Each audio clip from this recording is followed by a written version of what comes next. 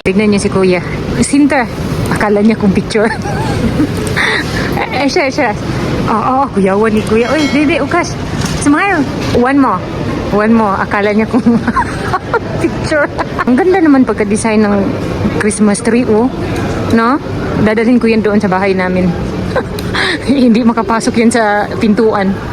Meron din pala dito, oh, design ng kanilang Christmas lights. Para siyang gift. Ang dami din palang mga Christmas tree na binibenta. Huwag ka nang tumingin, Marge. Mamahalin ata to. Advance Merry Christmas pa pala sa inyong lahat. Tesco naman kami ulit. Itong jacket ang hinahanap ko, oh. Kaya lang, ang mahal, 34. Pero hindi man siya mahaba. Pero maganda to pang loob lang. Marami ako nakikitang nagsuot nito ba. Pero parang hindi kaya to sa sobrang lamig, eh. Ito na winter jacket ang inaabangan ko, oh. Kapag malapit na matapos yung winter, baka mag 50% discount yan. Sana nga. Kasi mahal pa sa ngayon, oh. 74 euros. O yan ang price. 75 round off. Nandito na po kami sa bahay galing ng Tesco. Tapos, ayan na, itayo na ang aming munting Christmas tree. Siya ang naglagay ng stars. Tignan nyo naman kung anong ginawa niya. Tignan natin kung anong magagawa niya. Be. Agoy! Nabalik man dong. Ngayon ba di Kuya? Mommy will do it. Si Philip naman, iba naman yung gusto niya. Di want that, Philip ka. Agoy, ginoo ko. Sila daw ang mag-decorate. Hinayaan ko lang sila. Something insulated. Aha. Ang matagal na nilang hinihintay. Magkaroon ng Christmas light. Nag-i-enjoy kasi sila maglagay ng decoration. Kaya inaabangan nila to. Sinabi ko na kay Vladimir kahapon na ibaba ng Christmas tree. Ngayon lang niya na ibaba. Dahil hindi siya busy. Doon namin ilagay ito sa rooftop. Ha? For everything. Ano? Yan ang gusto niyo, eh. Yung mga decoration ko, design pa rin nung last year. Pero ito, nilagay na namin yung parang sash ng Christmas tree. Gusto ko sana bumili ng ibang Christmas light. Hayaan nyo na yan. Ay, magastos. Mahal pa naman yung mga pang-decoration. Nini, huwag mong lagyan sa likuran, Philip ko. No, Philip ko. Nini, back to the here, front. Alam, dikit-dikit na yung nilagay ni Philip. Sige lang, ayusin ko na yan mamaya. Hey! No, Kuya. Ni, Philip, Kuya. Nag-aaway na naman ng dahilan sa decoration. Decorations? Over here. Kuya. No, I don't like decorations. Why do you think decorations? Ano? What? And you think decorations?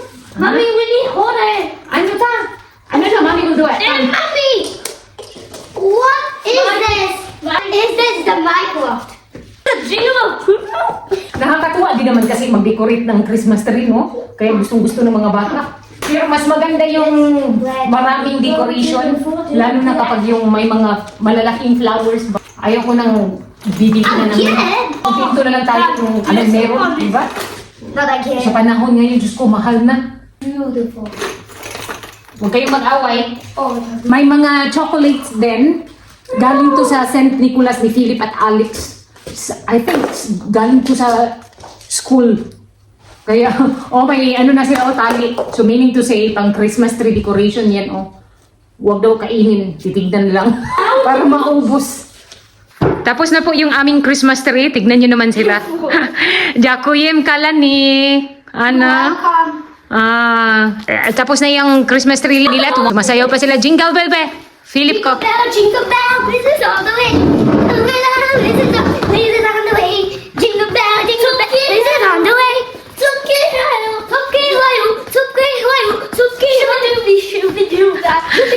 Ready na sila para sa Christmas. Gift na lang ang kulang niyan. Merry Christmas. Merry Christmas. Merry Christmas. And happy to you. Merry Christmas.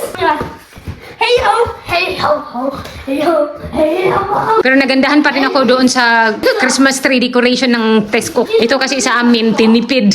More on harapan lang yan. Ahoy kalani. Tignan nyo yung ginawa ni Philip at Alex.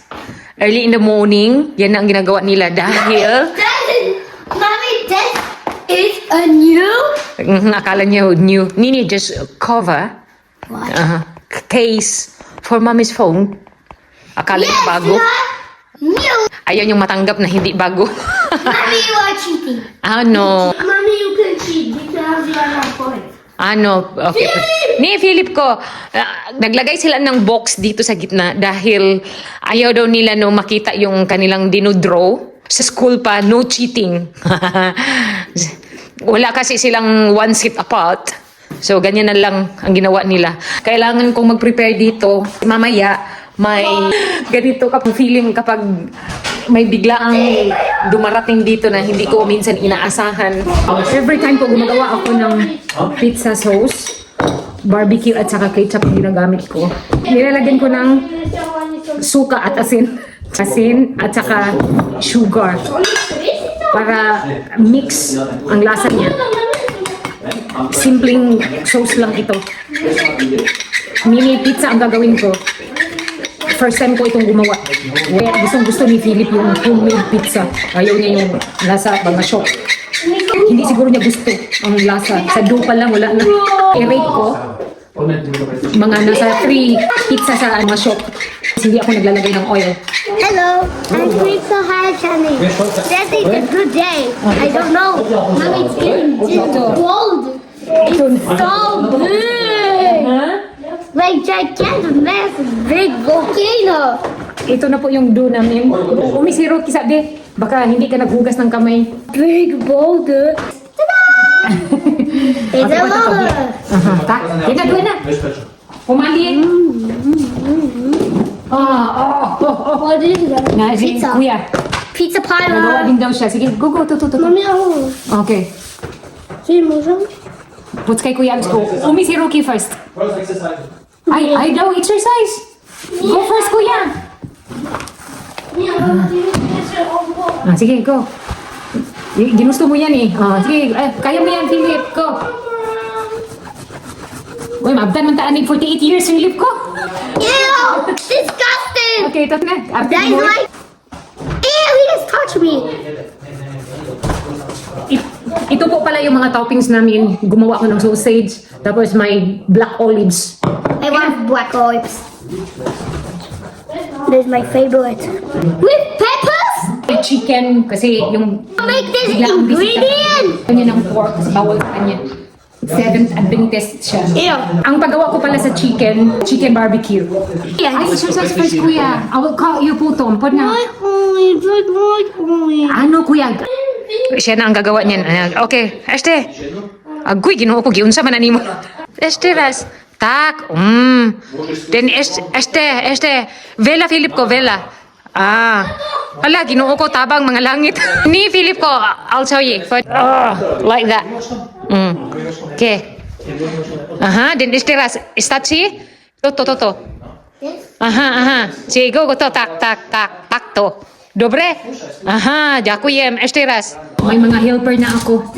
Ito, panggulo eh. Instead na matapos ka agad, hindi na. Mommy. Mommy, Tuwa siya sa kanyang ginawa eh. Kunti lang siguro itong magawa namin dahil Like a jellyfish.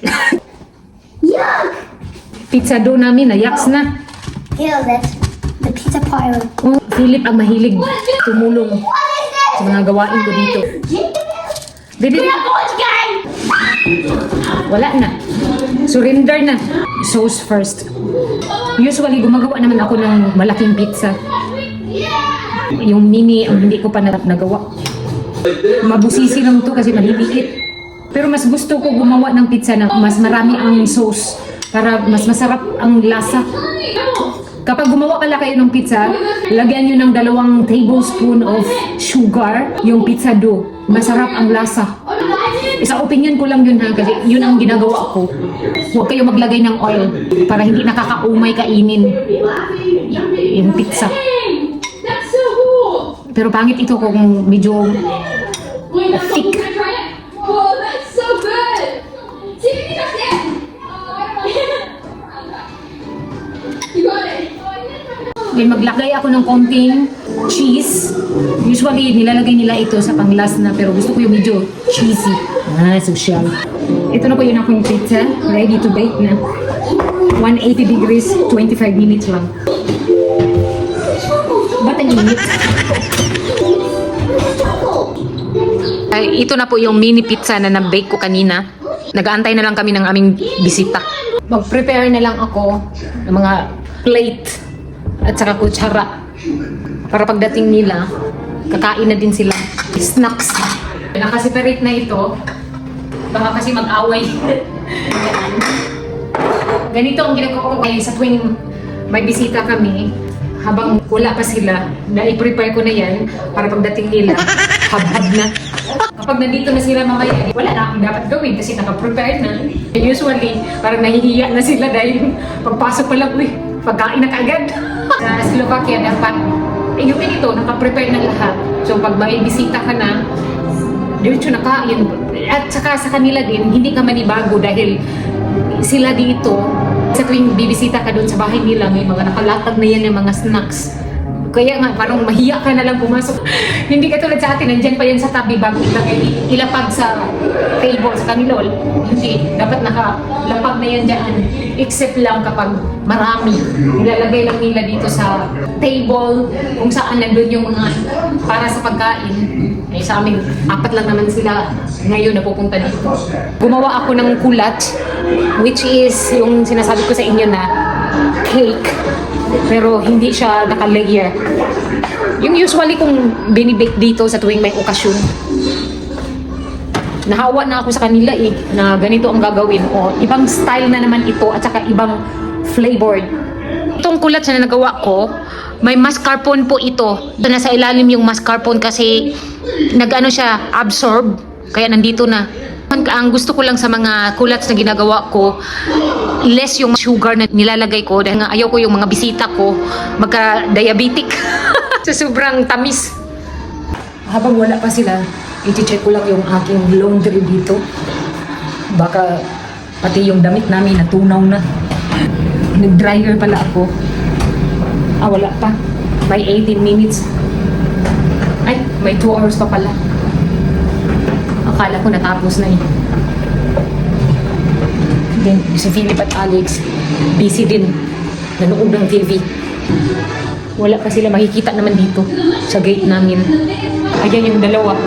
Then si Vladimir natulog dahil kulang siya sa tulog kagabi. Hindi na nakatulog sa kakaisip sa akin. Charis. Nandito na pala yung bisita ko.